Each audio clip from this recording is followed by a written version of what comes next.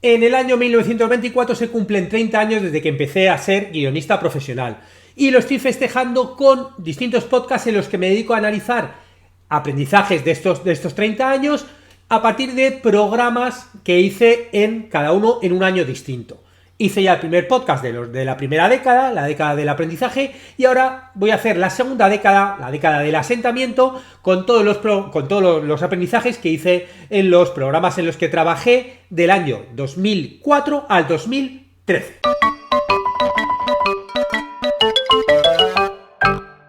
Y recordarte que esta es la semana en la que vamos a empezar a Bobby Draft, Operación Bobby Draft, escribe tu película en 90 días, el viernes comenzamos, con lo cual el miércoles es el último día en el que te vas a apuntar. Vete en la web, ¿no? Vais abajo de cursosdeguion.com a Bobby Draft y bueno, ahí te explican todo lo que es, que bueno, básicamente todas las semanas vamos a tener vídeos que nos explican qué hacer, PDFs con ejercicios, conexiones para contestar dudas y preguntas, y un grupo en Telegram, ¿no? Para estar comunicados entre todos, ir poniendo ahí los avances y bueno, y también resolviendo dudas, ¿no? Miércoles 31 de enero es el último día para apuntarse, con lo cual luego no digas que no estás avisado, porque esta va a ser la última convocatoria del 2024 para escribir largometrajes. No va a haber más, con lo cual si tienes como objetivo escribir uno, ve corriendo y apúntate. Y bueno, los que ya estáis suscritos en cursosdeguion.com, recordaros que estamos publicando el curso de elipsis y en la clase que subimos esta semana vamos a hablar de las funciones narrativas de la elipsis, para ver todas las cosas donde nos puede ayudar escribir una elipsis en nuestro guión. Y el programa elegido para el 2004, ¿no? para sacar conclusiones de él, se llama La Selva de los Famosos. En el año 2003 retomamos el formato Survivor para cambio de cadena, pasó de Telecinco a Antena 3 y empezó a hacerse con famosos y en directo, cosa que fue una auténtica innovación porque es un formato que nunca se había hecho en directo en el mundo. De hecho, por ejemplo, en Estados Unidos se sigue haciendo, llevan ya, no sé, 35 ediciones, no sé cuántas, y todavía sigue siendo todo grabado. Pero bueno, aquí en España el éxito que tuvo Gran Hermano fue tan grande que la gente quería directo, e hicimos esa adaptación.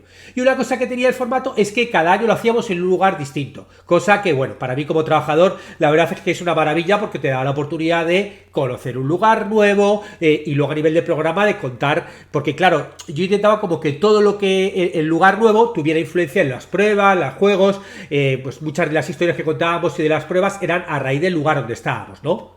En el 2004 lo hicimos en el Amazonas y se llamó La Selva de los Famosos. Y de ahí aprendí cómo un formato, un programa, aunque lleves muchos años haciéndolo, siempre puedes mejorar, siempre puedes ir a más, siempre puedes apretar un poco más y buscar cosas más imaginativas, más sorprendentes, puedes darle muchos giros para poder optimizarlo. Para mí, de todos los programas en los que yo trabajé de supervivencia, La Selva de los Famosos es el que mejor quedó, el que nos quedó más redondo por muchísimas cosas que hicimos, ¿no? También porque claro, cada edición vas aprendiendo cosas nuevas, vas encontrando formas de encontrar soluciones a los problemas más imaginativas, tienes más experiencia, ¿no? Y bueno, por poneros un ejemplo, la última prueba que hicimos, ¿no? La prueba que hicimos en la final cuando estábamos allí en la selva, luego hubo una final ya en Madrid cuando volvieron, pero bueno, la última que hicimos allí, bueno, fue un auténtico derroche. Nosotros habíamos encontrado allí en Amazonas una tribu que colaboró con nosotros y cuando fuimos allí a la tribu vimos que tenía una costumbre que utilizaban del paso a la madurez o en distintos momentos, una ceremonia de estas bueno, pues eso como paso de iniciación que, bueno, consistía en que se ponían un guante con hormigas, unas hormigas que las ponían con el aguijón para adentro, llamaban hormigas tucandeiras. Y bueno, ellos tomaban alcohol, bailaban, era un proceso bastante bestia. Yo, para que os hagáis una idea, hice una prueba, yo como era el de los juegos, me dijeron que hiciera la prueba, ¿no? Entonces me puse el guante con una única hormiga. Estuve con ese guante puesto picándome 5 minutos, ellos estaban horas, yo solo 5 minutos, y luego estuve un día entero con un dolor intensísimo, de los más grandes que he tenido en mi vida, que además la doctora no quiso darme nada para mitigar el dolor porque quería ver hasta qué punto dolía o no dolía. El caso es que, bueno, estuve un día entero que no pude mover la mano, me dolió muchísimo.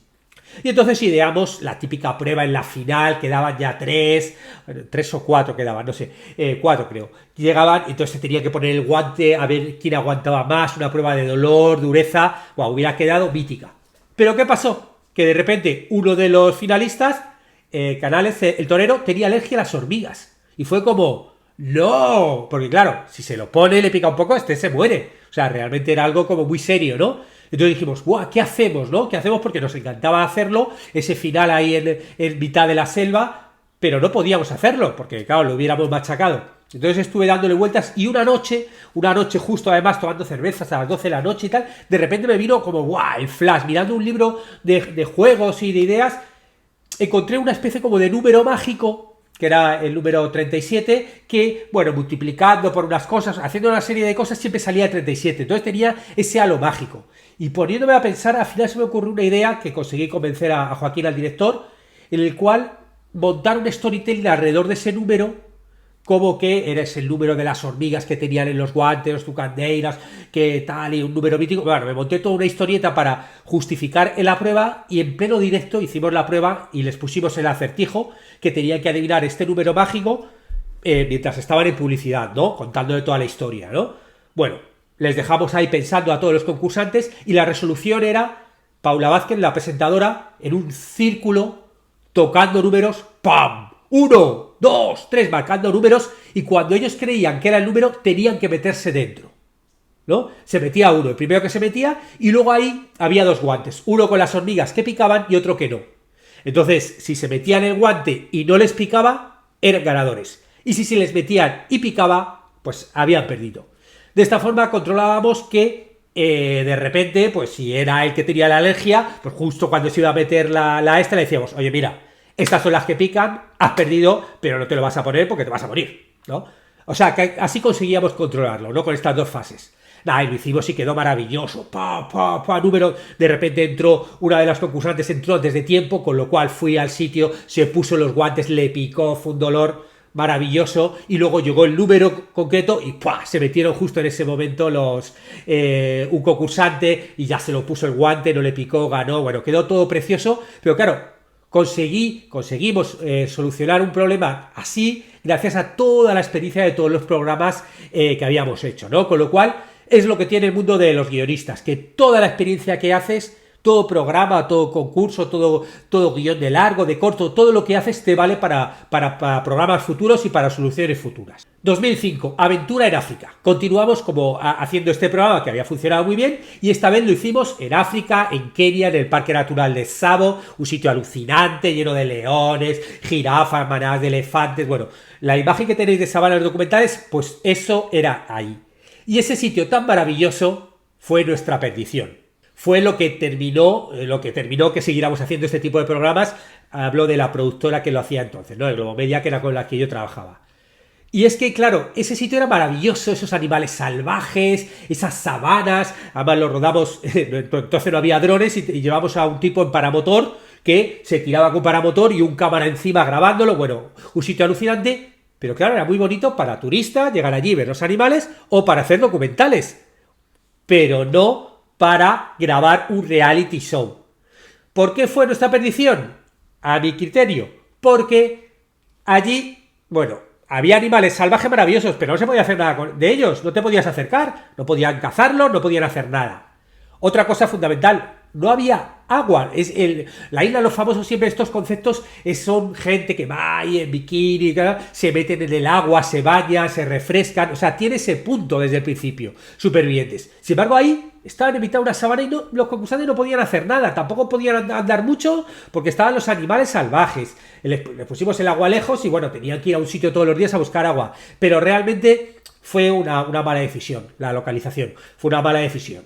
Con lo cual, bueno, el programa no tuvo mucha audiencia, todo eso afectó al contenido, Antena 3 no quiso renovar y ahí, bueno, había un cambio de licencia, con lo cual Globomedia no renovó y renovó otra productora que volvió a Telecinco a hacer Supervivientes, que todavía siguen haciéndolo, creo, 10 años después, y bueno, encontraron también otro modelo, ¿no? Con otra filosofía de Telecinco, donde lo que importaba ya no era tanto el lugar, que más o menos repiten siempre en el mismo sitio, pero bueno, tiene que ver más con su forma de funcionar, con la gente que va a ese tipo de programas, que luego retroalimentan en otros, y bueno, encontraron una forma muy, muy rentable, ¿no? Que todavía siguen haciendo, que les va muy bien, pero bueno, que tiene que ver con otra forma de hacer televisión o de ver el formato de lo que hacíamos nosotros. En el año 2006 llegué a otro programa que se llamaba El Traidor, que, y claro, llegué como al ser guionista de pruebas de estos programas, bueno, pues alguien me recomendó y aparecé allí en Forlac Manana, que es la productora que lo hizo.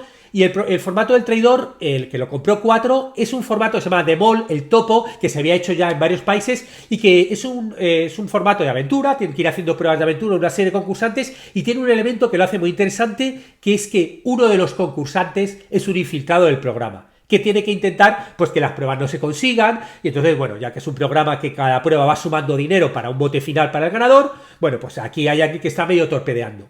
Y la gracia del programa es que los concursantes tienen que adivinar quién es. O sea, al final de cada prueba la forma de eliminarse era con un test que se hacía súper secreto y el que menos datos sabía de la persona que era, quedaba eliminada, ¿no? Así se iban eliminando. Con lo cual, conocer la identidad del traidor era lo más importante del programa. Este programa fuimos a grabarlo en Andalucía, teníamos la base en Sevilla y viajamos por toda Andalucía haciendo pruebas.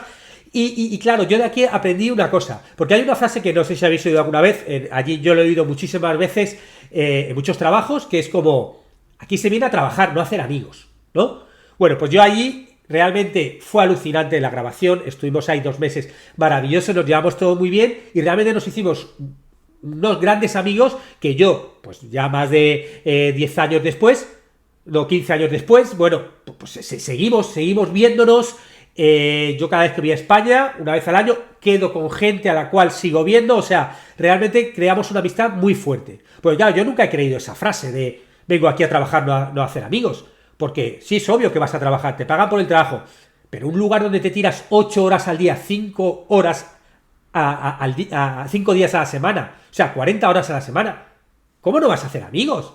O sea, no es el objetivo principal, pero no sé, yo en un lugar donde estoy tantas horas, o sea, a mí me encanta llevarme bien con la gente, tengo grandes amigos del mundo de la televisión o con la gente con la que escribí, ¿no? Con la gente con la que escribí películas, que pasé muchas horas juntos, porque aunque ese no sea la base, sí que, para mí, me parece casi como que poner ese plus donde realmente haya buen rollo y haya amistad, hace que el trabajo va a ser muchísimo mejor. Mejor eso que simplemente llegar a hacer el trabajo y tal. Con lo cual, vamos, yo nunca he sido partícipe de esa frase y tengo muchísimos amigos y amigas del mundo laboral y ese es el aprendizaje de este programa, de este año.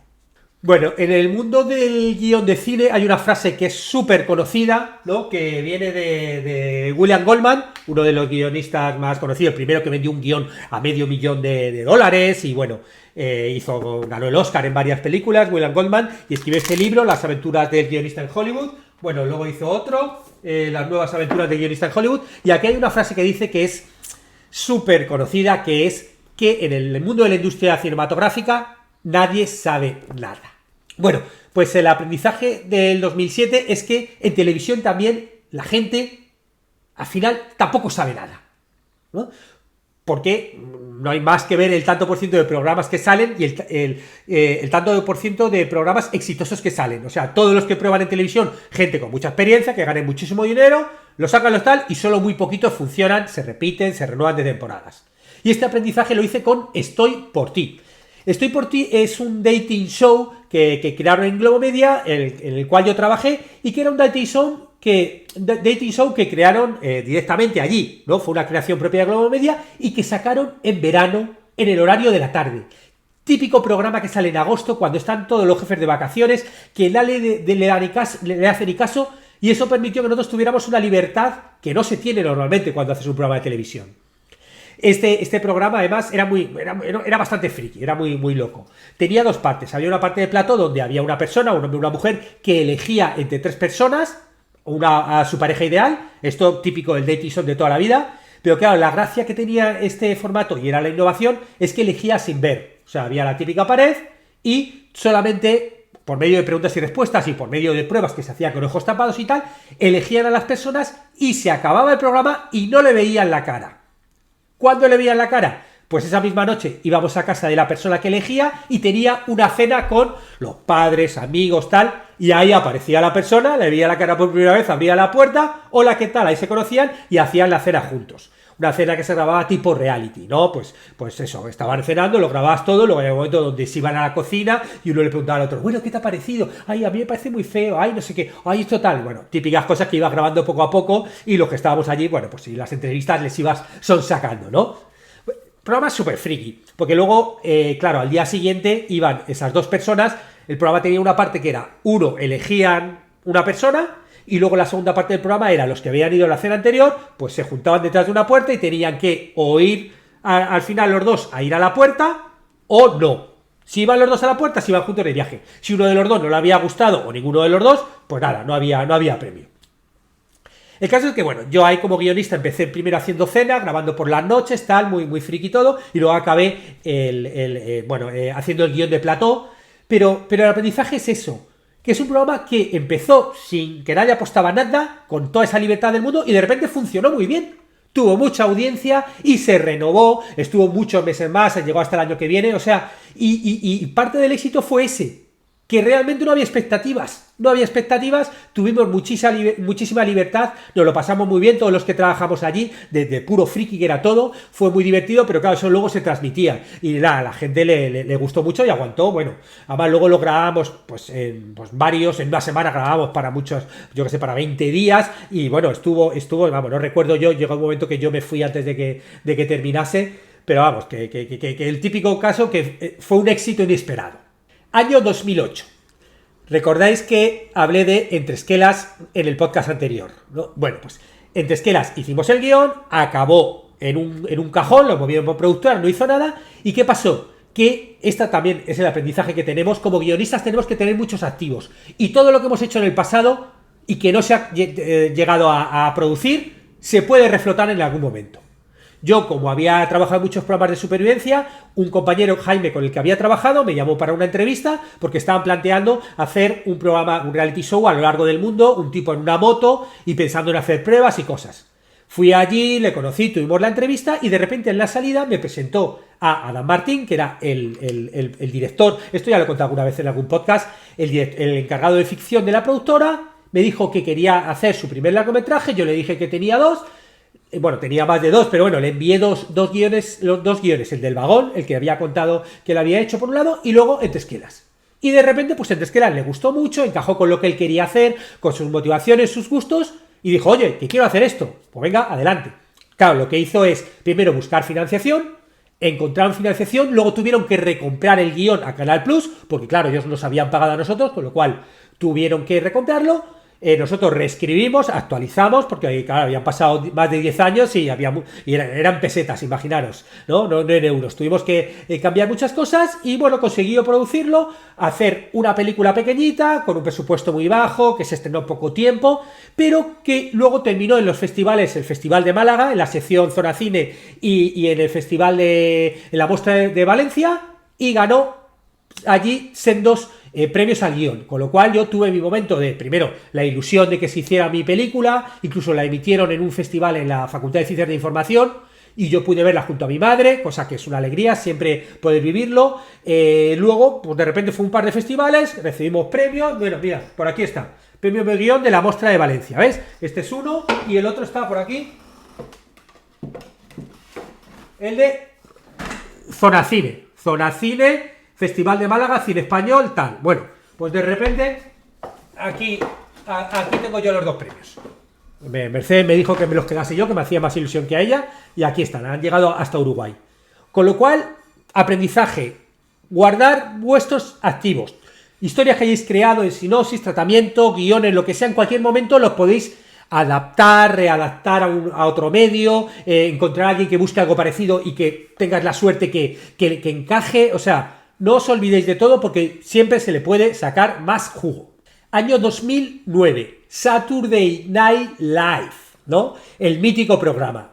Ahí tuve también otra oportunidad de trabajar en otro programa que me llevó al máximo de la tensión, de la creatividad, ¿no? Porque Globomedia compró los derechos del Saturday Night Live, ¿no? Para adaptarlo a España y, bueno, se lo vendió a 4 y nada, me contrataron allí para trabajar en el programa. Y claro, el reto era gigante porque, bueno, por un lado, adaptar el mítico programa que tenía una serie de bases escritas como que teníamos que adaptar cierto número de sketch del programa que llevaba ya 30 años, pero claro, luego había que hacer otros sketch que tengan que ver con la realidad española y con la actualidad, porque claro, tú ves el típico sketch y dices, bueno, qué divertido, pero uno, está hecho en Estados Unidos, con lo cual aquí no tendría ni gracia, y 2, tiene que ver con la actualidad de ese momento, con lo cual no tiene ningún sentido, ¿no? Había que adaptarlo todo encima para hacerlo en directo. En directo, cosa que era una auténtica locura. Se alquilaron 2 cines, el Kinépolis, en uno se grababa, montaban todo para grabar, y en el otro estaban como la base donde se pusieron los camerinos, los vestuarios y el set de producción, ¿no? Y bueno, la grabación era una auténtica locura porque, bueno, nuestro trabajo como guionistas, claro, durante la semana tenías que adaptar, escribir, ver sketches antiguos, meter la actualidad, te reescribían los guiones, nos lo hacían cambiar muchísimo. Luego había una serie de cómicos que incluso con alguno hubo problemas en la forma de trabajar, ¿no? O sea, era muy complejo porque además tenías que hacerlo en poco tiempo porque tenía que aceptar el sketch porque había que construir los decorados para luego hacerlo en directo. Y en directo, imaginaros, público ahí y hacían un sketch y rápidamente mientras hacían otro iban cambiando el decorado del siguiente porque claro, todo eso era en directo, ¿no? Era una auténtica locura. Era tal nivel de estrés que luego cuando acababa nos quedábamos en el cine hasta las 3 de la mañana, había ahí música, alcohol, de todo, porque necesitabas liberar todo ese estrés que había hecho, ¿no? Pero vamos, fue realmente maravilloso vivir esa experiencia y vamos, yo recuerdo por ejemplo para el primer programa. Claro, había tanto respeto con adaptar el Saturday Night Live que nadie quería actuar. Es un programa donde hay un host, un invitado que es un famoso que sale a hacer el monólogo inicial y luego sale en alguno de los sketches, ¿no? Pues nadie quería, ¿no? Y al final vino Antonio Resines, que bueno, era amigo de Globo Media, y la verdad, y luego el tipo muy majo, y nada, se prestó, hicimos ahí con él el estreno, y nada, y luego fui avanzando, ¿no? Y también una cosa que viví allí y que no he vuelto a vivir es de repente la libertad creativa que teníamos en algunos momentos los guionistas a nivel presupuestario. O sea, yo recuerdo la última invitada, Victoria Abril. Bueno, primero, para que viniera Victoria Abril tuvo que ir la subdirectora a París a enseñarle los guiones y convencerla. Luego ella vio los guiones, dijo que sí, vino, súper profesional, lo hizo maravilloso.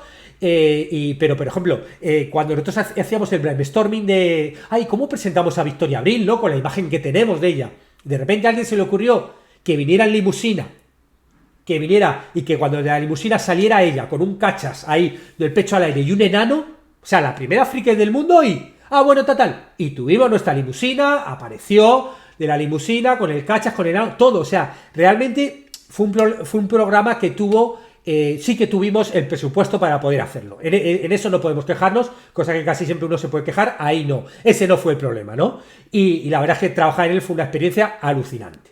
Año 2010, los managers. Probablemente no suene a nadie los managers porque sería... porque, bueno, os cuento.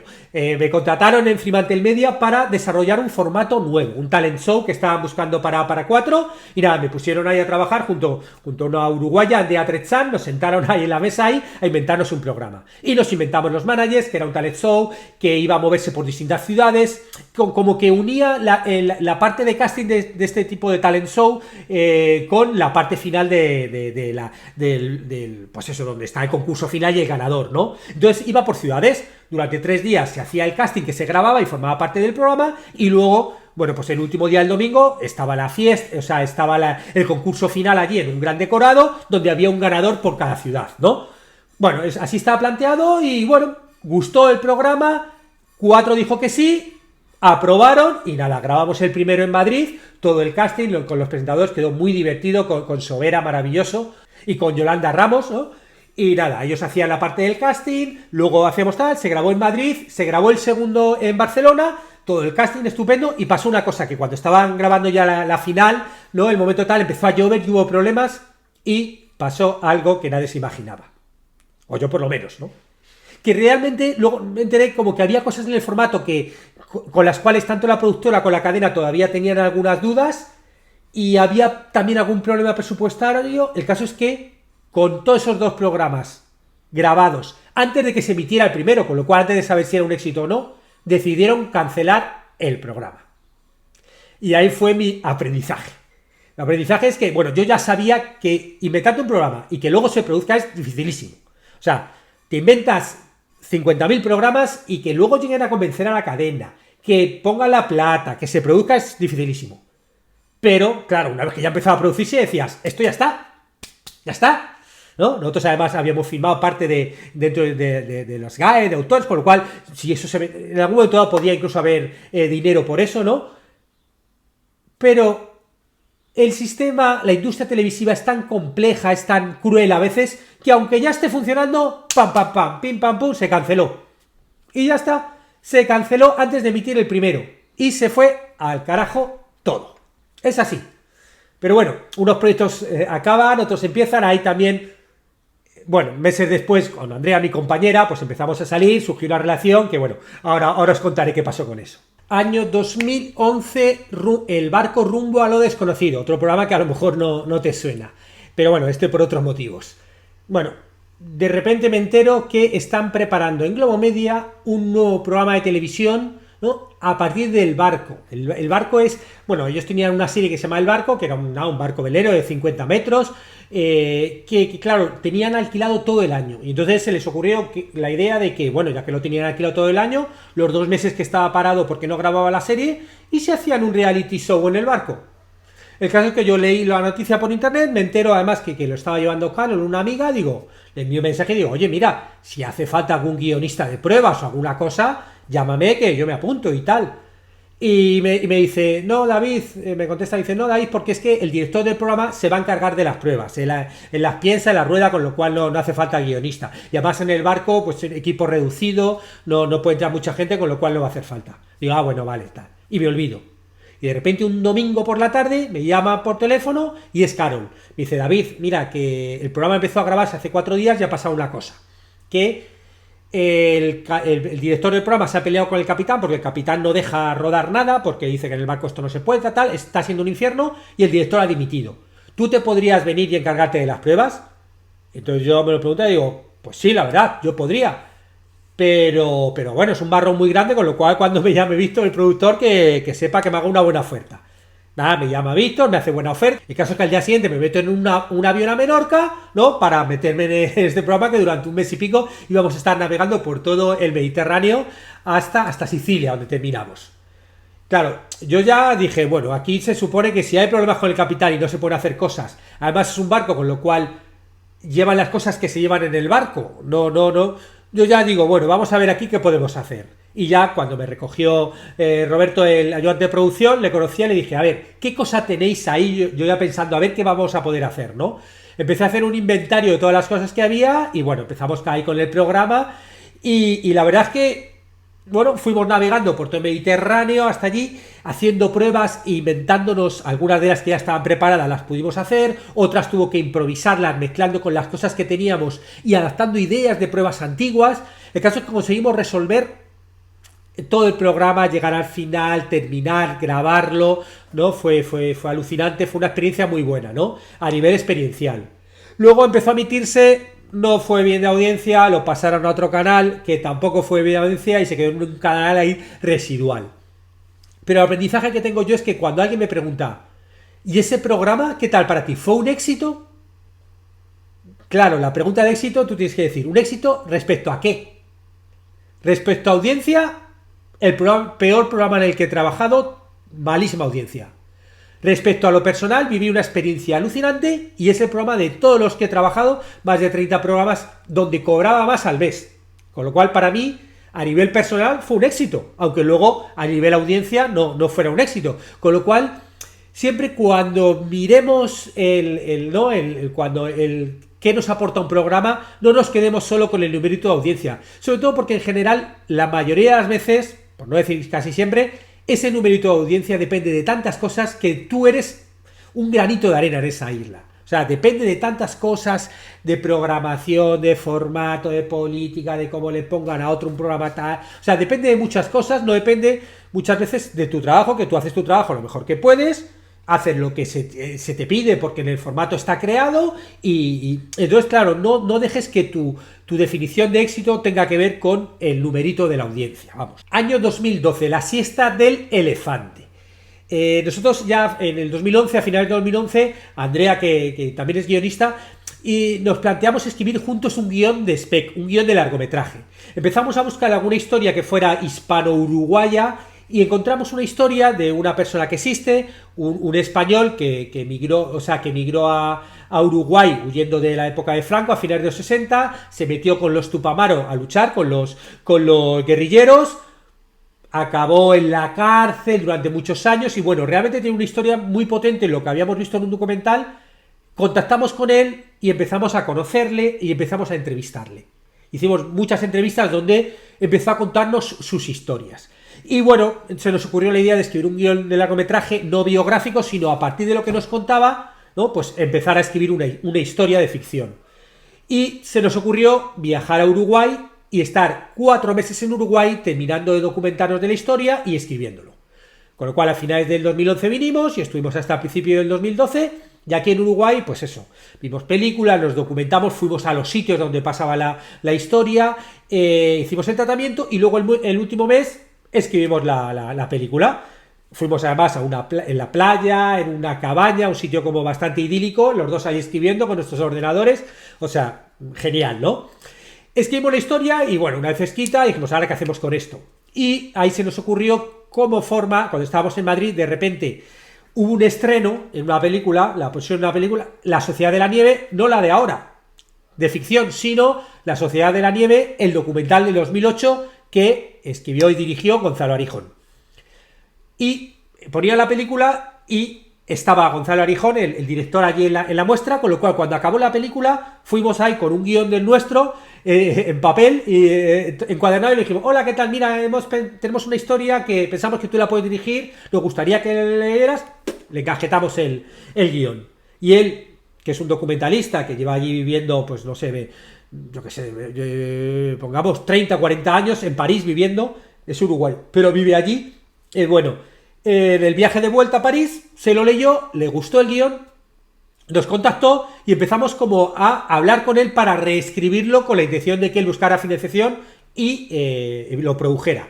Y así hemos estado, estuvimos varios años, porque luego ya nos vinimos a vivir a Uruguay y aquí también quedamos, y bueno, todavía no ha pasado nada, me parece difícil que se vaya a producir algún día, pero bueno, yo qué sé, igual que el de Tresquela se hizo 10 años después, a saber qué nos depara el futuro, ¿no? Y ese, la verdad, es que fue el último guión spec que hice, que era un guión, además fue alucinante, porque era escribir junto con quien era mi pareja, fue alucinante el proyecto, viajar al lugar, documentarte en el sitio y luego de repente encontrar a una persona que le interesaba y empezar a moverlo, o sea, la experiencia fue alucinante.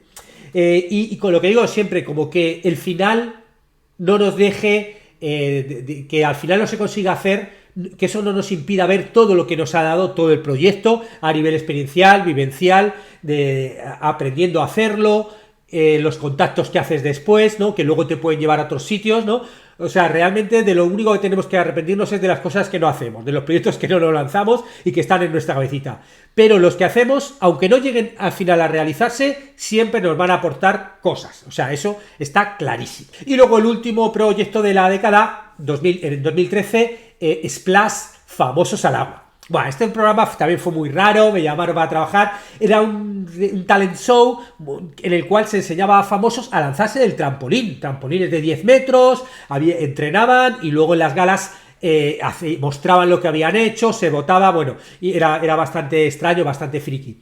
Lo que pasa es que yo esto lo traigo aquí a colofón, no fue el último, fue el penúltimo programa en el que trabajé en España, pero sí que fue el primero donde yo sentí que yo ya en el mundo de la televisión, como estaba hasta entonces, ya me empezaba algo a no aportar, empezaba ya a ver que no. Estuve trabajando ahí en el programa al principio, grabando todos los entrenamientos allí mientras hacía, luego acabé haciendo el guión de las galas, pero sí que tuve la primera vez la sensación de decir, mira, yo no sé si es porque hay un cambio generacional, me hago mayor, esto me deja interesar, estoy buscando otras cosas en la vida, ya no me aporta, donde yo ya empecé a notar como que se estaba acabando una etapa. Y ahí es donde viene un cambio de inflexión de mi vida, que es que en nuestra relación Andrea y yo queríamos dar un paso adelante y entonces decidimos dar ese paso adelante, que era ser padres, que luego nació Bruno ahí, hacerlo en Uruguay. Con lo cual yo dejé las clases de la universidad donde llevaba 10 años, dejé la productora donde estaba, cerré mi casa, metí mis cosas en un barco y nos vinimos aquí a Uruguay a empezar de cero. ¿Y qué pasó en la última década? Bueno, pues eso os lo cuento en el siguiente podcast. Hasta entonces.